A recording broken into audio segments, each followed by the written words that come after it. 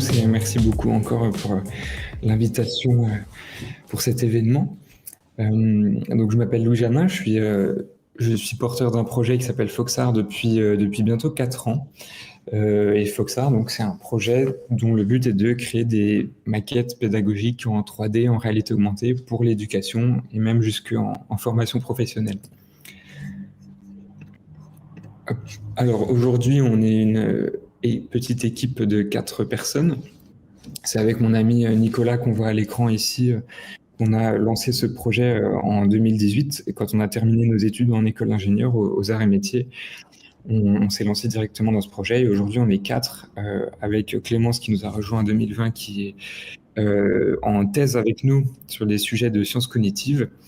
Et Mira qui nous a rejoint l'année dernière et qui elle est développeuse et modeleuse 3D. Et donc avec Nicolas, au départ, au tout début de ce projet, pourquoi on s'est lancé dans Foxart, on avait vraiment envie de créer un projet utile, un projet qui a du sens pour nous, qui a un impact positif pour la société, et c'est pour ça qu'on a choisi l'éducation. Et c'est aussi par passion pour l'éducation, pour la pédagogie, pour la vulgarisation scientifique, pour les maths et les sciences en général. On a combiné tout ça et ça a donné ce projet. L'idée de Foxart, c'est de résoudre un problème qui existe et qui est très important et qu'on ressent beaucoup aujourd'hui. C'est le problème de l'illustration quand on est de la visualisation en fait, quand on est dès l'école primaire et ensuite tout le long de la scolarité, en passant ensuite par le collège, le lycée et même après, on a un grand nombre de notions qui arrivent et donc dès l'école primaire qui sont en mathématiques et en sciences très abstraites, très compliquées à visualiser, à comprendre avec les illustrations classiques. Et donc, l'idée de Foxart, c'est de transformer un peu ces illustrations classiques, comme celles qu'on voit à l'écran, en une nouvelle forme d'illustration. Là, on a vraiment les exemples en haut à gauche, l'exemple typique en mathématiques du tableau de conversion des volumes, qui est vu dès l'école primaire et qui est assez compliqué pour les élèves, assez difficile de comprendre pourquoi on a ces 3 colonnes dans chaque unité. Donc on va voir après quelle maquette on a créé pour permettre aux élèves de mieux comprendre ça. En fait, le grand problème ici, c'est que toutes ces illustrations-là, certains élèves vont facilement passer de ces illustrations qu'on voit à l'écran là à la bonne représentation mentale, au bon modèle mental de la notion qui est derrière. Mais malheureusement, pour la bonne majorité des élèves, c'est un cheminement qui est beaucoup plus compliqué et qui peut, en fait, soit aboutir à une représentation qui est fausse, soit ne pas aboutir du tout. Et le grand problème, c'est qu'en mathématiques et en sciences, toutes les notions qu'on voit, toutes les notions dépendent des premières bases qu'on a eues. Quand on a mal compris les premières notions, après, c'est de plus en plus compliqué de comprendre les suivantes. Donc, voilà le principe, avec un exemple qui n'est pas forcément sur les mathématiques, mais sur les saisons, les solstices et les équinoxes. Voilà ce que ça donne quand on transforme une illustration classique, on crée une maquette en 3D, en mouvement, interactive. Et en plus, cette maquette, on peut la voir en réalité augmentée, donc on peut la poser dans le monde réel, la poser devant soi, sur la table ou sur le sol, et donc ensuite tourner autour, l'explorer et se créer la bonne représentation mentale d'une façon beaucoup plus rapide et facile. Là, je fais quelques exemples en vidéo, mais l'idée, ça va surtout être de montrer en direct. Je vais faire des démos de ce à quoi ça ressemble. Donc voilà un exemple sur l'heure du jour partout sur Terre, mieux comprendre pourquoi il y a une heure différente un peu partout. Ça peut être aussi, comme ici, montrer des tailles, des ordres de grandeur. Ici, on montre à l'échelle la taille des planètes, à l'échelle entre elles en taille, mais pas en distance, par rapport à la taille du Soleil. Là, voilà, la structure des atomes, la composition de l'air. Voilà, donc je ne vais pas passer trop de temps sur cette vidéo parce que je vais montrer tout ça juste après. Et là, voilà, en mathématiques, la première maquette que je vais montrer sur la conversion des volumes. Hop, ah non, mince. Voilà, en fait, l'idée de ce projet Foxart, c'est de créer une grande bibliothèque d'illustration du programme scolaire, surtout sur les maths et les sciences, qui vont permettre aux élèves de beaucoup mieux visualiser pour beaucoup mieux comprendre. Ensuite, un point très important, c'est que le projet il est entièrement co-construit avec l'éducation nationale et surtout avec les enseignants et les élèves. Ça, c'est donc depuis le tout début. Là, on voit des images qui datent de 2019 où on est directement allé dans des collèges pour tester l'idée sur des sujets qui étaient assez abstraits pour les élèves. Là, c'était de la physique avec des sixièmes sur les référentiels de vitesse, les vitesses constantes, accélération, formule de la vitesse. Là, une autre image où on voit en fait une réunion avec tous les ERON du département de la Saône-et-Loire, avec qui, là aussi, dès 2019, on faisait des réunions pour bien co-construire le projet. Cette co-construction, elle s'est faite à la fois sur la forme, qu'est-ce qu'on doit faire au mieux pour aider au mieux les enseignants. Donc, on a vu que c'était pas des séquences pédagogiques complètes, mais plutôt des illustrations qui sont un peu des briques qui peuvent aller s'insérer à n'importe quel moment de la séquence pédagogique. Et puis aussi sur le fond, vraiment, sur le fond, c'est là que c'est très important, c'est que chaque maquette pédagogique, elle est vraiment validée par les enseignants ou suggérée directement par les enseignants. Et j'y reviendrai à la fin. Et le deuxième grand volet de co-construction, c'est que tout est fait aussi avec des laboratoires de recherche spécialisés en sciences cognitives et justement dans le cadre de la thèse de Clémence. Donc on travaille avec 3 laboratoires, le LEAD qui est à Dijon, le LP3C qui est à Rennes et le labo ADEF qui est à Aix-Marseille Université. Et avec ces labos, et donc dans le cadre de la thèse de Clémence, on met en place des expérimentations de recherche, vraiment dans un vrai cadre de recherche où on fait tester à des groupes d'élèves différentes modalités d'usage de la 3D et de la réalité augmentée, pour voir un petit peu quelles sont les meilleures façons de guider les élèves avec ces nouveaux outils, et puis aussi pour voir la différence entre ces outils et les outils plus classiques. On a des résultats, donc ça c'est pas nos résultats à nous, mais qui se rapprochent de ceux-ci et qui se rapprochent des conclusions qu'on a aujourd'hui dans la littérature de recherche dans ces domaines-là. C'est qu'en fait, de montrer aux élèves des objets en 3 dimensions et même carrément en réalité augmentée, ça permet à tous les élèves d'atteindre un même haut niveau de visualisation et donc un même haut niveau de compréhension. Et donc le résultat de ça, c'est qu'on va aider encore plus les élèves qui d'habitude sont en difficulté. On les met au même niveau de visualisation que les autres. Et donc, ce qui est très intéressant, c'est qu'on va diminuer les écarts au sein des groupes, au sein des classes, parce que, comme j'ai dit plusieurs fois, on remet tous les élèves au même niveau de visualisation et donc à un même niveau, presque à un même niveau au niveau de compréhension. Et donc c'est ça qui est très important, c'est de pouvoir diminuer l'écart au sein des groupes, là où des fois certains outils numériques peuvent faire l'inverse, puisque c'est les élèves qui sont déjà à l'aise qui vont bien les utiliser et comprendre encore mieux, alors que les élèves qui ont plus de difficultés vont moins bien les utiliser. Donc il y a certains outils qui peuvent augmenter l'écart au sein des groupes, alors que là l'idée c'est de vraiment faire l'inverse, diminuer l'écart au sein des groupes et permettre à tous les élèves d'avoir une bonne visualisation et donc une bonne compréhension.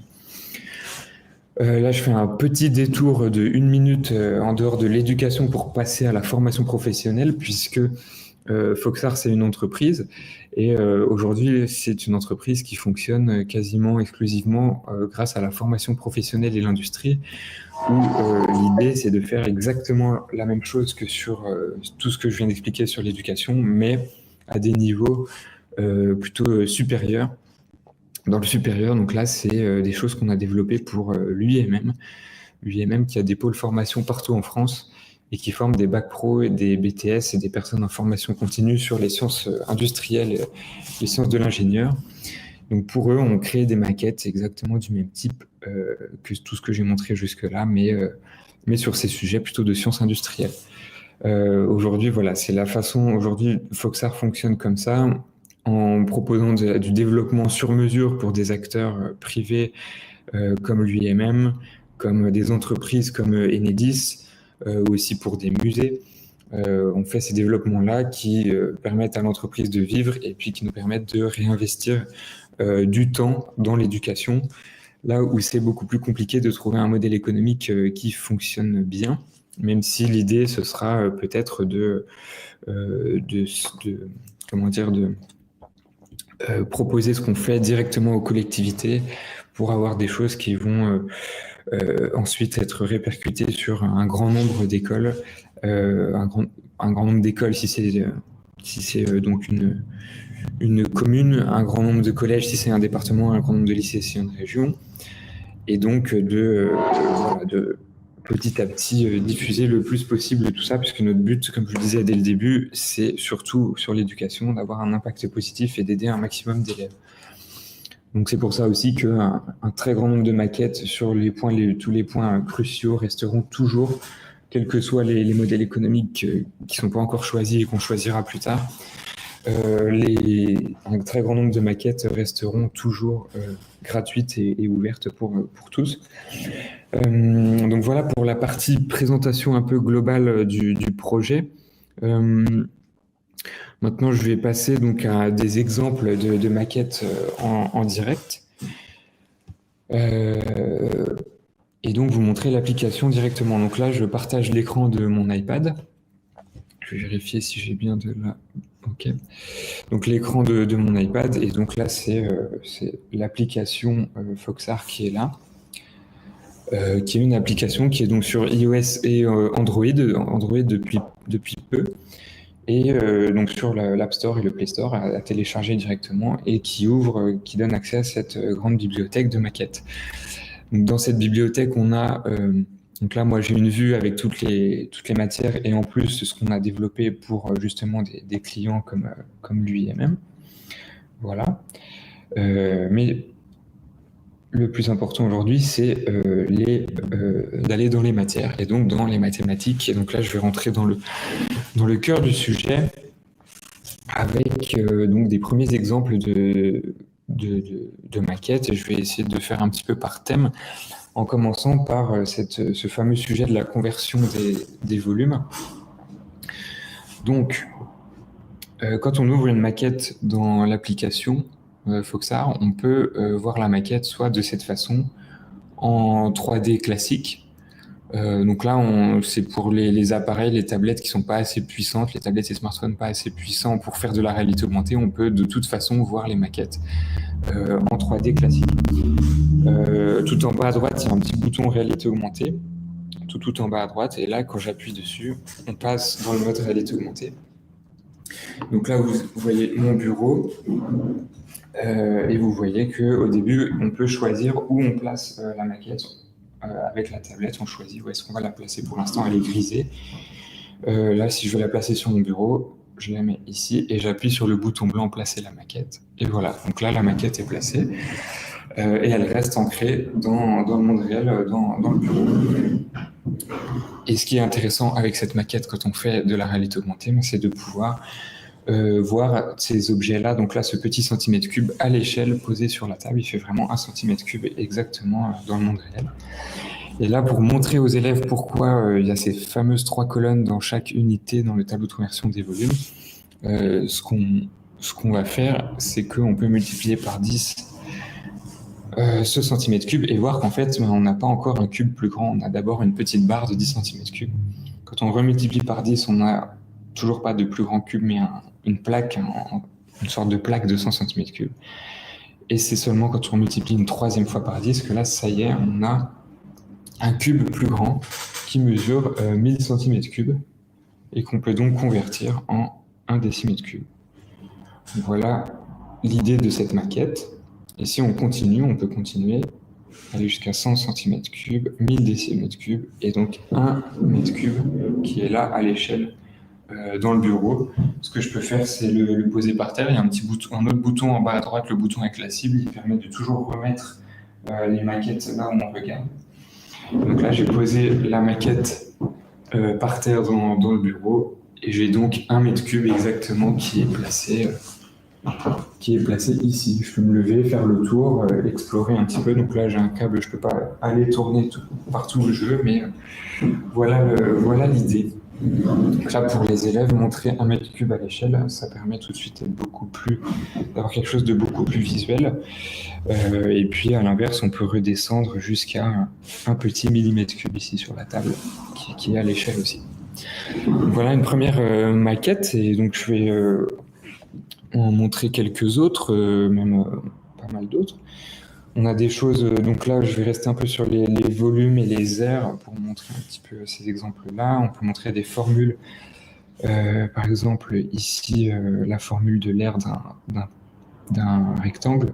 On peut choisir les deux paramètres et voir ce qui se passe. Il y a une petite grille ici qui permet de compter aussi les petits centimètres carrés pour bien faire la correspondance entre la formule et la partie 3D. Donc voilà, une maquette assez simple sur ce sujet. Le même type de maquette, mais en volume.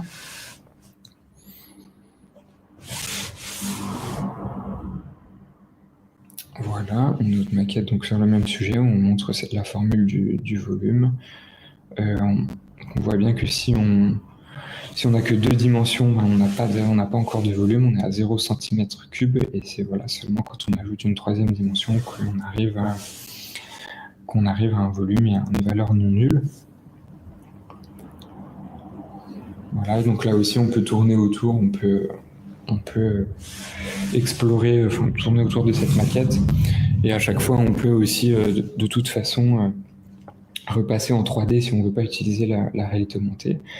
Une autre maquette un peu sur les volumes et donc plutôt sur les formes. Donc là, on est pas mal sur le côté plutôt cycle 3, école primaire. Là, quelques solides usuels qu'on peut voir comme ça en 3D dans l'environnement. On peut leur mettre la taille qu'on souhaite. On peut les voir en transparence pour bien compter les arêtes et les sommets.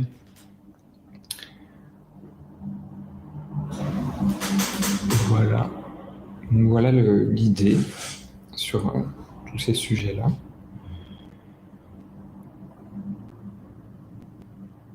Voilà la sphère, le cylindre, le cône, et on revient au départ avec un cube. Et comme je disais, toutes les maquettes peuvent être visualisées aussi en 3D classique si c'est plus confortable en salle de classe. Voilà.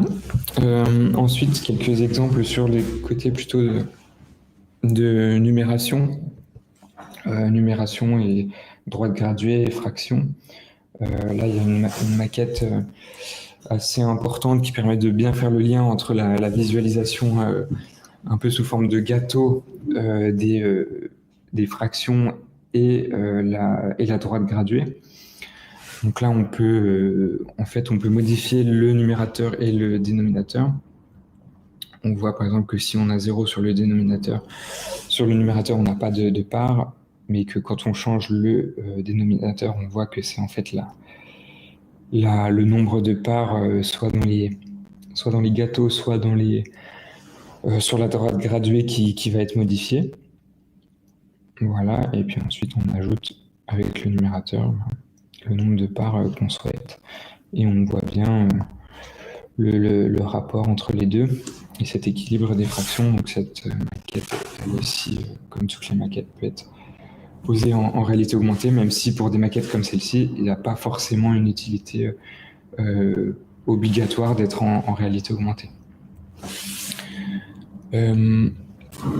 Ensuite, une maquette là qui est vraiment plus, qui est cycle 2, qui est plutôt sur les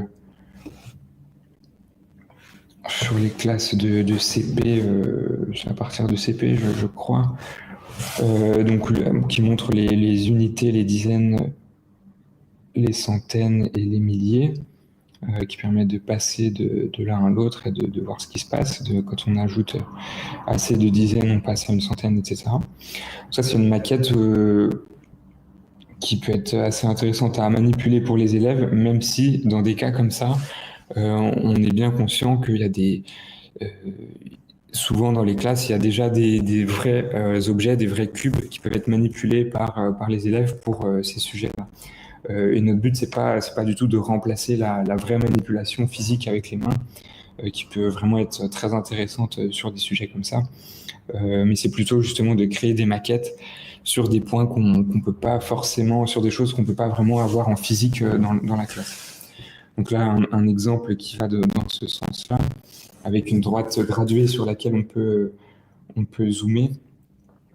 Hop, donc c'est une droite graduée qui est infinie, donc qui va aller des deux côtés des deux côtés à l'infini. Et dans cette droite, donc c'est une maquette qui est vraiment en construction, mais ce qui est intéressant, c'est de pouvoir zoomer. Hop, de pouvoir zoomer dedans ou dézoomer.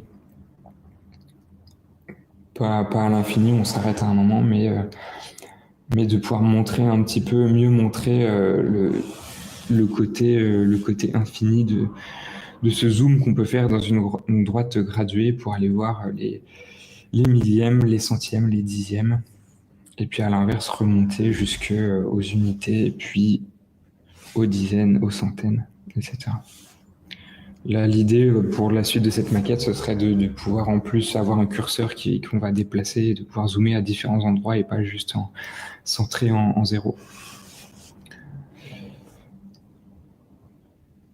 Voilà pour ces maquettes-là. Ensuite, ce que je peux montrer d'autre, c'est des choses plutôt sur le côté repérage, les repérages dans l'espace, soit dans des espaces en 2 dimensions ou en 3 dimensions.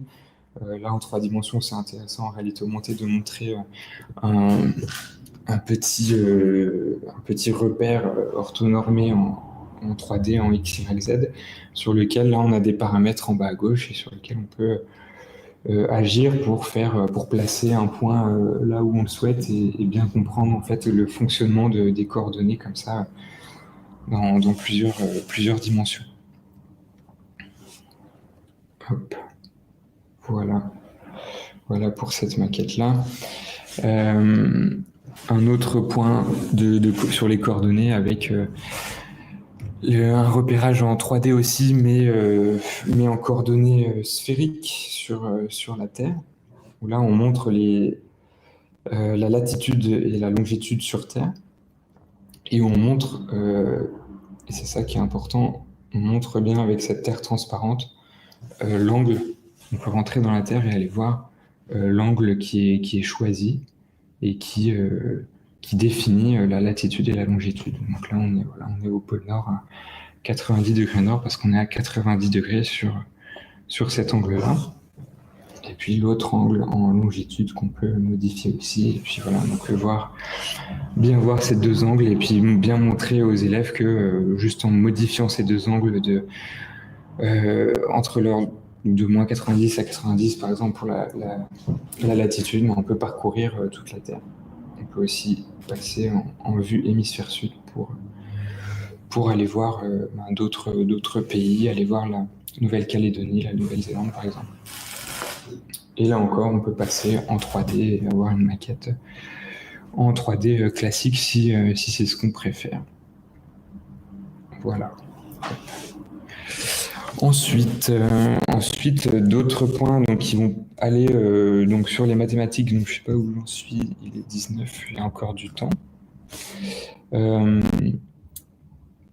Donc, si je vais vers d'autres matières qui se rapprochent, qui font du lien avec les mathématiques, il y a quelque chose qui est intéressant, c'est de pouvoir aussi mieux montrer des formules. Et mieux montrer en fait dans ces formules l'équilibre des fractions, qui est quelque chose qui n'est pas forcément évident au début quand on arrive au collège. Là, dans cette maquette-là, on montre la formule de la vitesse en physique. Et ce qui est intéressant, c'est de pouvoir faire varier les deux paramètres de la formule, et ce qui va changer à la fois les choses sur la partie 3D, la partie maquette, mais aussi dans la formule qu'on voit ici. Donc on peut, par exemple, si on fait parcourir à cette voiture une grande distance en un petit temps, on voit que ça donne une grande vitesse vraiment sur la partie maquette avec la voiture, mais on voit aussi dans la fraction que quand on divise une grande quantité par une petite, on obtient un résultat qui est encore plus grand. Et ça, c'est quelque chose d'assez important au début quand on découvre les fractions et ce type de formule-là en maths, mais aussi en physique ou en chimie. Donc là, voilà, si on parcourt une petite distance en un grand temps, on divise une petite quantité par une grande et on a un résultat encore plus petit. Donc il y aurait encore des choses à ajouter dans cette maquette, ajouter peut-être un chrono qui symbolise aussi le temps de parcours de la voiture. Et puis montrer pourquoi pas une application numérique. Un autre exemple du même type en chimie, ici, avec la formule de la masse volumique qui va vraiment être sur le même fonctionnement.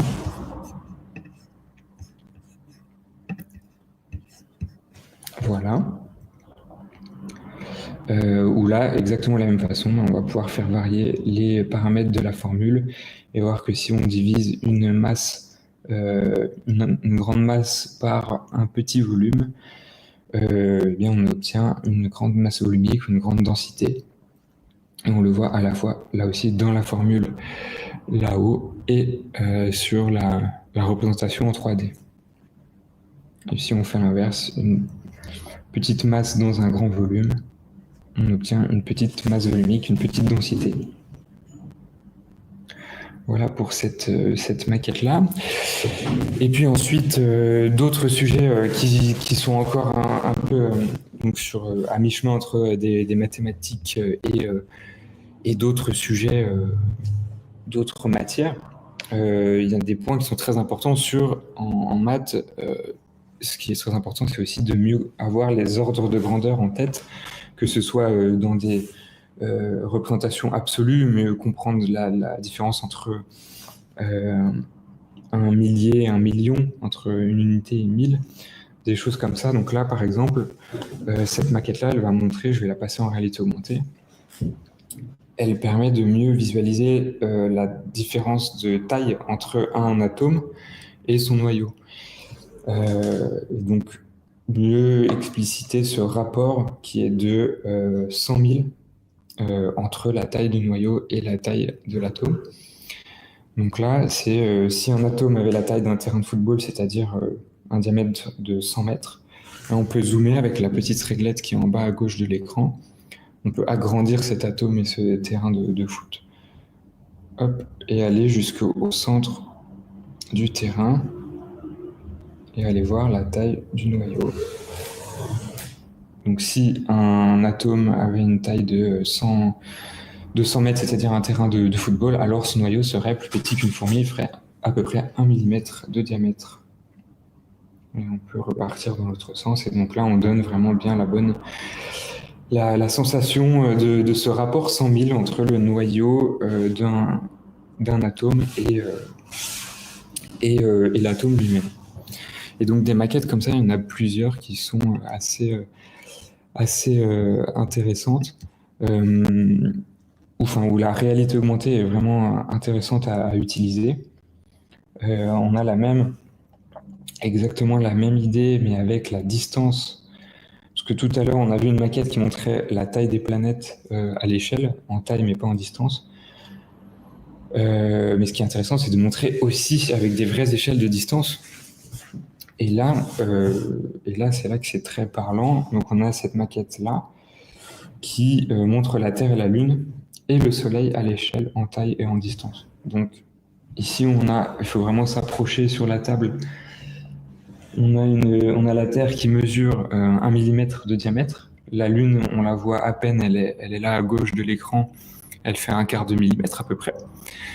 Et là, donc, on a la vraie distance entre les deux. Mais on a aussi la vraie distance avec le Soleil, qui est là-bas. Donc là, pour moi, il est vraiment tout au bout du bureau. Et en fait, ce que je peux faire, je ne vais pas pouvoir parce que j'ai un câble, mais je pourrais aller vraiment jusqu'au bout, là, voir le Soleil qui est à peu près derrière, la télé qui est là-bas. Parce qu'on est à une distance d'à peu près 11 mètres, donc on peut aller marcher 11 mètres jusqu'au Soleil, et puis revenir à la Terre qui fait 1 mm. Après, on a quand même une petite réglette qui permet de le faire même si on n'a pas envie de bouger de la table, qui permet de faire le trajet et de passer les dizaines de millions de kilomètres comme ça, très rapidement, jusqu'à arriver au Soleil qui est à près 150 millions de kilomètres de la Terre. Voilà pour cette maquette. Donc le mieux pour celle-là, c'est de l'utiliser dans un couloir ou dans la cour ou en extérieur pour pouvoir faire vraiment le trajet entre la Terre et le Soleil. Une autre maquette un peu du même type pour bien faire ressentir des ordres de grandeur en sciences de la Terre, où on montre, bon, c'est les sciences de la Terre, mais c'est les sciences en général. Là, la maquette précédente, c'était la taille qu'on représente dans l'espace, que la Terre représente dans l'espace, mais celle-ci, c'est la taille qu'on représente dans le temps. Donc c'est quelque chose qui est assez connu, c'est le calendrier de Carl Sagan. En fait, ce calendrier, c'est si l'univers avait un an.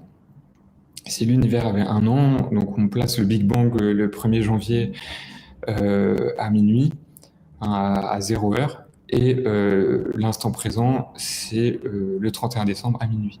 Donc l'univers a un an, et donc on regarde comment se distribuent les événements sur cette année qu'a l'univers. On a donc, comme je disais, le 1er janvier à 0 heure, le Big Bang, et ensuite on va voir tous les événements. On a donc le 30 avril, fin avril, la formation de la Voie lactée. En mai, juin, juillet, pas beaucoup d'événements notables pour nous, en tout cas en tant qu'humains. Fin août, la formation du Soleil. Et puis en septembre, la formation du système solaire, la Terre qui apparaît le 14 septembre dans sa forme et sa taille actuelle. Et puis, étonnamment, très rapidement après, la vie qui apparaît quelques jours après la Terre, avec les premières cellules sans noyau. Puis ensuite, il faut attendre 2 mois pour avoir la première cellule à noyau. Et ensuite, c'est tout ce qui se passe pour nous d'important arrive en décembre de l'année, de cette année. Avec l'apparition des poissons seulement le 19 décembre, les plantes le 20, les insectes le 21, les amphibiens le 22, les arbres le 23 décembre, puis les dinosaures le 25 décembre, les mammifères le 26, les fleurs seulement le 28, bien après les arbres et les plantes, et puis la disparition des dinosaures le 30. Donc les dinosaures, eux, ont vécu 5 jours à l'échelle, si l'univers avait un an, les dinosaures ont vécu 5 jours. Nous, par contre, on est encore loin d'apparaître. Il faut vraiment, donc il y a une réglette là aussi, on peut faire zoomer, on peut agrandir la maquette pour aller voir ce qui se passe vraiment le dernier jour avec l'apparition des primates à midi, le 31 décembre, la domestication du feu à 23h50 seulement, et puis à 23h56, l'apparition de l'Homo sapiens. Donc on a notre espèce à 4 minutes par rapport aux dinosaures qui ont vécu 5 jours par exemple. Et donc, on voit là la dernière petite pile, là, cet empilement, c'est les dernières secondes de l'année. On voit que toute l'histoire humaine se joue dans les 10 dernières secondes, avec l'Antiquité qui démarre à 23h59 et 50 secondes.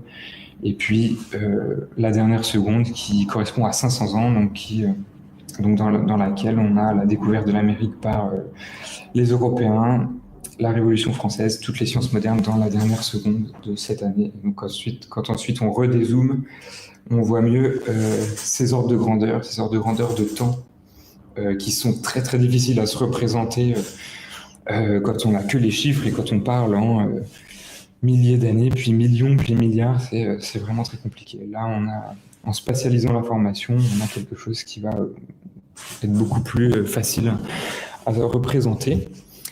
Je crois qu'il me reste à peu près 6 minutes, si j'ai bien... C'est censé finir à 10h30. D'accord. Il y a quelques questions, surtout sur le chat, beaucoup de commentaires que je te laisserai aller lire, de gens qui sont plutôt impressionnés par ce que vous avez fait. Il y a quelques questions techniques. Oui. Elie, alors, des questions sur... Alors, je peux te les poser. Donc, il y en a une, c'est l'application après installation sur téléphone, est-ce qu'elle fonctionne sans Wi-Fi ? Oui, en fait, chaque maquette, je peux le montrer ici par exemple, Chaque maquette, une fois qu'elle a été téléchargée une première fois, elle fonctionne sans Wi-Fi. C'est vraiment important pour les écoles, on l'a vu. Là, on voit sur l'image là que je partage, c'est la maquette tout en bas à gauche, subduction. Il y a elle n'est pas téléchargée, donc il y a le petit bouton pour la télécharger. Et voilà, là, elle reste sur la tablette, elle va plus, il n'y a plus besoin d'Internet pour utiliser cette maquette. Donc on peut toutes les télécharger et ensuite c'est bon. Ok. Et il y a la question sur si l'application n'est pas installée, est-ce qu'on peut l'utiliser en ligne? Non, elle est que malheureusement pour l'instant, comme on utilise vraiment un moteur graphique Unity et puis les outils de réalité augmentée, on peut pas pour l'instant faire une version web, même si c'est envisagé à peu près pour l'année prochaine. On aimerait bien faire ça pour l'année prochaine, même si c'est assez compliqué. Ok. Et alors après, il y a une question sur Android. Est-ce qu'il faut des spécifications particulières pour avoir la réalité augmentée? Alors oui, sur Android, déjà il faut Android 9.0 minimum juste pour l'application.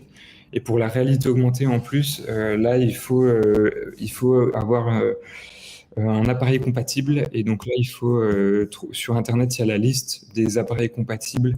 Il faut taper compatibilité réalité augmentée Android et on a la liste de tous les appareils. Mais c'est plutôt tous les smartphones et les tablettes qui ont au maximum, je dirais au maximum 4 ans. Voilà, donc il faut avoir un appareil un peu plus récent que ça. Bon, c'est le début de la réalité augmentée et c'est petit à petit tous les appareils qui sortent sont compatibles. Ok, il y a une dernière question. Quel outil privilégier pour accrocher la tablette ayant Foxar avec le vidéoprojecteur de la salle de cours? Alors nous, en fait, ce qu'on fait, c'est qu'il suffit normalement juste d'un adaptateur HDMI entre HDMI et le port de la tablette, et ensuite ça fonctionne. Normalement, il n'y a pas de logiciel intermédiaire, il me semble pas. Si on a un câble, ça fonctionne directement. Il suffit par contre juste d'avoir un adaptateur. Et ensuite, oui, ce que j'aurais pu dire après, c'est que dans les usages, mais vous l'avez vu, ça peut être soit on partage l'écran et on montre aux élèves directement, c'est l'enseignant qui fait les choses et qui peut expliquer un peu mieux grâce à ces illustrations, ou alors on fait manipuler les élèves et on leur pose des questions sur les sujets qu'on souhaite. J'avais juste... Oui. Bon, après, de toute façon, le temps est écoulé, mais c'était juste pour montrer peut-être des exemples de cas d'usage où en fait on voit des cas d'usage que même nous on n'avait pas prévu, où en fait ça peut être soit corriger un exercice grâce aux maquettes, ou alors aller légender une maquette au tableau, ou ce qui est très intéressant et ce qui va sûrement être un des usages les plus importants, c'est de pouvoir en fait utiliser une maquette pour poser des questions et répondre à des activités sur le papier, et vraiment faire manipuler les élèves comme s'ils manipulaient une vraie maquette. Et puis le tout dernier point, c'est qu'en fait tout est co-construit avec les enseignants, et aujourd'hui on a quelque chose qu'on vient de mettre en place là, la semaine dernière, c'est un forum pour que les enseignants puissent suggérer des maquettes, parce que c'est vraiment comme ça qu'on fonctionne. Donc le forum, il s'appelle forum.foxar.fr. Et par exemple, si vous voulez suggérer une maquette sur les mathématiques, vous pouvez cliquer ici, valider, et là mettre un sujet, un topic de suggestion. Et c'est vraiment comme ça que toutes les maquettes sont construites aujourd'hui, c'est avec les suggestions. Ok, très bien, merci. Si tu vas voir les commentaires, il y a quelques suggestions déjà dans les commentaires et pas mal de gens qui sont quand même assez impressionnés par tout ce travail. Super. Voilà. Et alors, il y a une dernière question qui vient d'apparaître. Est-ce que vous donnez aussi des fiches pédagogiques avec des suggestions d'utilisation des différentes maquettes? Alors oui, exactement, c'est la dernière chose que je n'avais pas montré, c'est que là, on a aussi un site qui sert de documentation. Pour le trouver, on a notre page Twitter, là, le site est ici, on ne l'a pas encore mis sur notre site Foxar, mais il est en description de notre page Twitter. C'est sur Notion, et ça ouvre cet onglet-là, et en fait c'est l'espace enseignant qui récapitule tout, qui récapitule comment télécharger l'appli, le projet bien démarré, les tutoriels, les appareils compatibles, et puis toutes les maquettes, toute la liste des maquettes qui est là. Et justement, le but, c'est que effectivement, pour chaque maquette, on ait une description avec les points abordés, les questions à poser aux élèves. Et puis après, même, on commence à faire des vidéos pour chaque maquette pour bien montrer comment chaque maquette s'utilise. Voilà, donc c'est cette grande documentation qu'on est en train de démarrer sur ce site-là. Et pour la trouver, donc le mieux, c'est de passer par Twitter, sur le Twitter de Foxart, et d'aller ici dans la description, prendre ce lien. Voilà. Et puis le forum qui va petit à petit aussi permettre de vraiment échanger, et puis un autre point intéressant, c'est de pouvoir que les enseignants puissent partager des retours d'expérience. On va mettre en place ça sur le forum, que tous les enseignants puissent échanger sur comment ils ont utilisé les maquettes et l'application. Très bien, merci beaucoup pour cette présentation. Voilà, on va voir un petit interlude avant la présentation suivante. Merci à tous. Merci beaucoup. Bonne journée.